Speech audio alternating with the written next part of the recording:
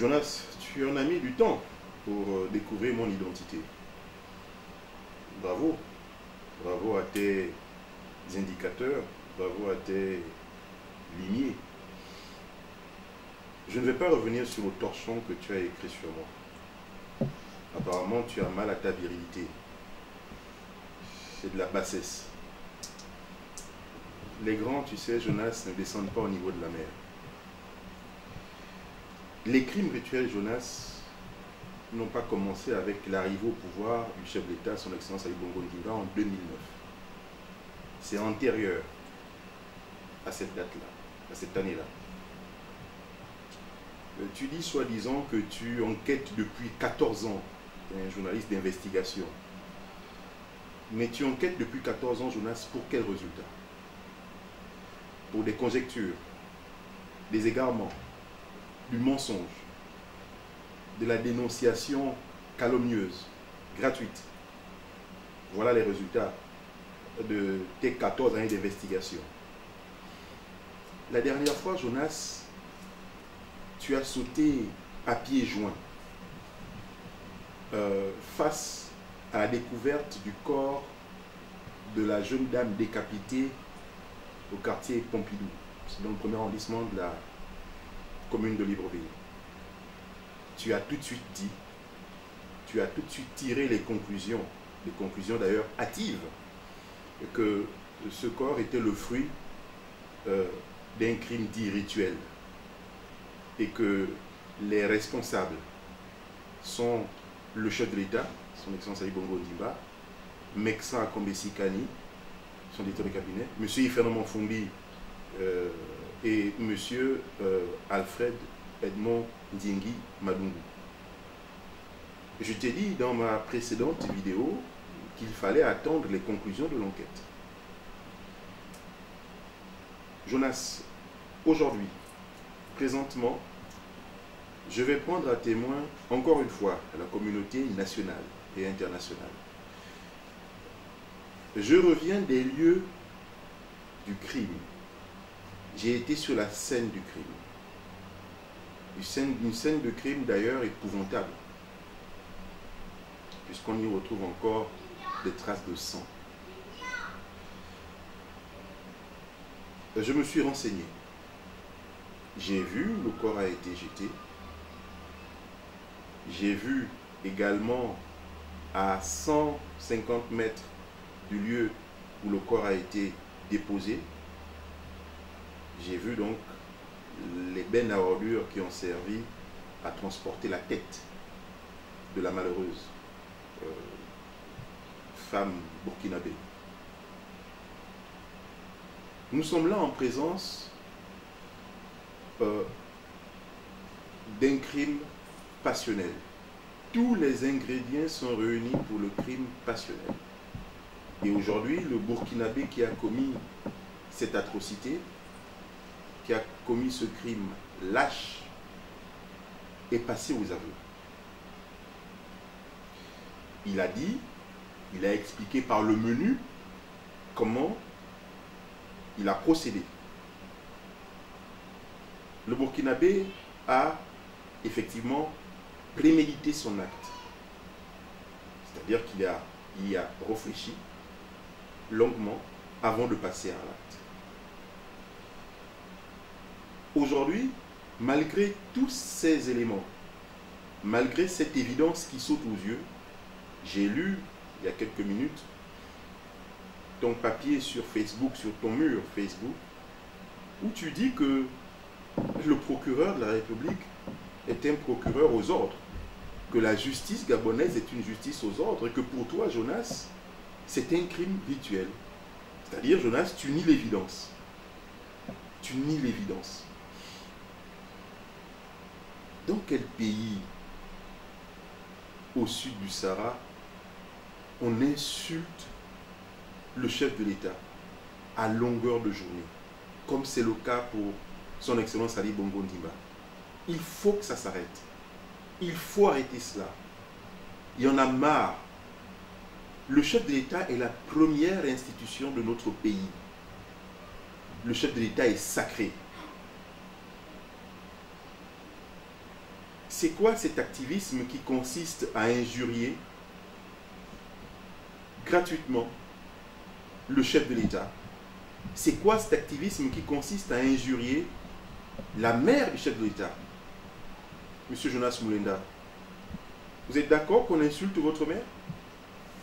La mère, Monsieur Jonas Moulenda, au cas où vous ne le saurez pas, la mère c'est sacré. La mère c'est sacré. On ne l'insulte pas. Pourquoi Madame Patience Tabani est-elle injuriée? Au nom de quoi est-elle injuriée? Parce qu'elle est la mère du chef de l'État?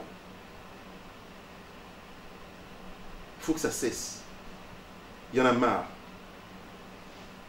Je prends donc à témoin la communauté internationale et nationale sur le fait que M. Jonas Moulenda, qui se dit pompeusement journaliste d'investigation, n'est en réalité qu'un journaliste de bas étage. Il ne fait en fait de l'investigation que de l'investigation de caniveau. La malheureuse Burkinabé qui a été décapitée dans le quartier Pompidou, Plaine-Oretti,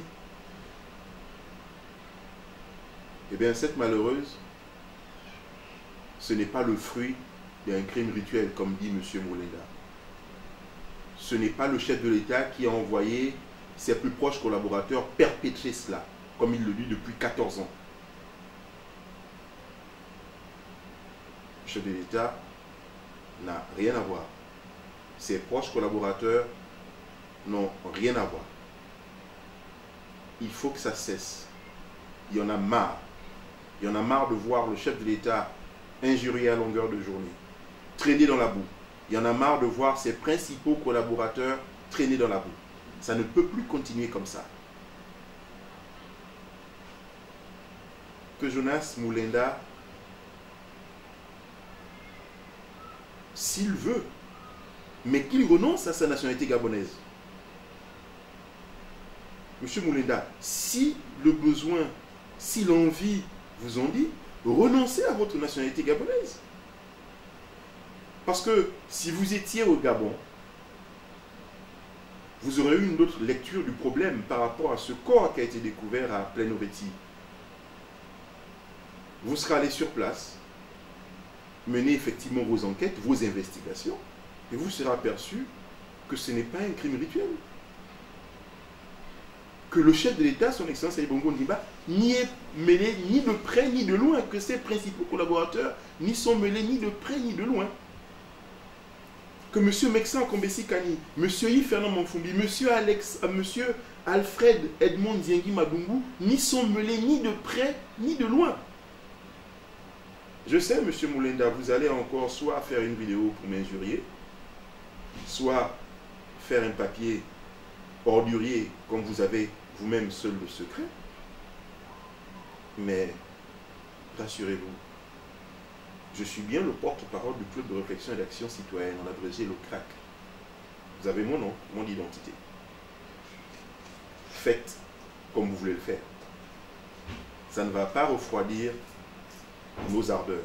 Ça ne va pas nous empêcher de défendre le chef de l'État et ses principaux collaborateurs qui sont tous les jours traînés dans la boue par des compatriotes comme vous, M. Moulenda. Vous jouez contre, vous marquez des buts contre votre camp. Vous marquez des buts contre votre camp. Vous vilipendez le Gabon alors que vous êtes Gabonais. C'est pourquoi je vous demande de renoncer à votre nationalité gabonaise. Vous et les autres activistes de panurge, enfin de victimes de panurgisme qui vous suivent comme ça. Renoncez à votre nationalité gabonaise. Parce que nous sommes fiers d'être Gabonais. Nous avons beaucoup d'espérance. Nous croyons au chef de l'État. Nous croyons qu'il est en train de faire ce qu'il faut pour le Gabon. Si vous pensez que, comme vous le dites dans votre article sur Facebook, sur votre mur Facebook, que le pays va mal, en quoi est-ce que le pays va mal? Parce que les gens démissionnent.